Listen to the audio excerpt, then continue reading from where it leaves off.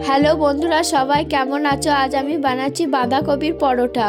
প্রথমে বাঁধাকপিগুলো কেটে ভালো করে ধুয়ে নিয়েছি। গ্যাস জ্বালিয়ে কড়াই বসিয়ে তেল দিয়ে 5 ফোড়ন দিয়ে দেব।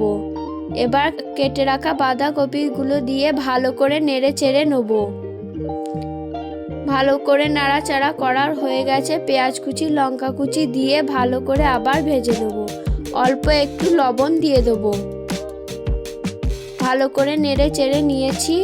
হলুদ, লঙ্কা গুঁড়ো, জিরে গুঁড়ো, ভাজা মশলা দিয়ে soya sauce, chilli sauce, tomato sauce দিয়ে ভালো করে ভেজে নেব। ভাজা হয়ে গেছে, এবার ধনেপাতা দিয়ে নামিয়ে নেব। নামানো হয়ে গেছে, এবার আঠা মাখিয়ে নেব। অল্প একটু লবণ দিয়ে একটু জোয়ান দিয়ে দেবো। অল্প সাদা তেল দিয়ে ভালো করে ময়ান দিয়ে নেব। অল্প অল্প জল দিয়ে আটাটা ভালো করে মাখিয়ে নেব। মাখানো হয়ে গেছে, এবার ছোট ছোট করে লেচি কেটে নেব। চলো এবার বেলে নেব। আগে থেকে বানানো পুরটি ঠিক এরকম ভাবে দিয়ে দেবো। পুর দেওয়া হয়ে গেছে, এবার আমি ভাঁজ করে নেব। তোমরা চাইলে অন্য রকম ভাবে ভাঁজ করে নিতে পারো। খেয়াল রাখবে যাতে বেরিয়ে না যায়।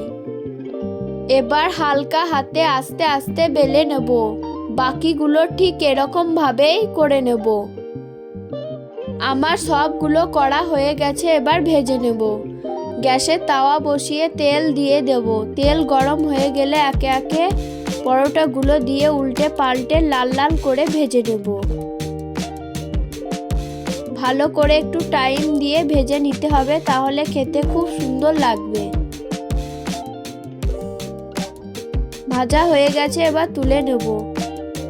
দেখো কত সুন্দর হয়েছে। চলো এবার খেয়ে দেখা যাক কেমন হয়েছে। ভিতরটাও দেখো কত সুন্দর হয়েছে। খেয়ে দেখি কেমন হয়েছে। খেতে খুব সুন্দর হয়েছে। ভিডিওটি ভালো লাগলে লাইক, কমেন্ট, শেয়ার করে দেবে। ভালো থাকবে, বাই।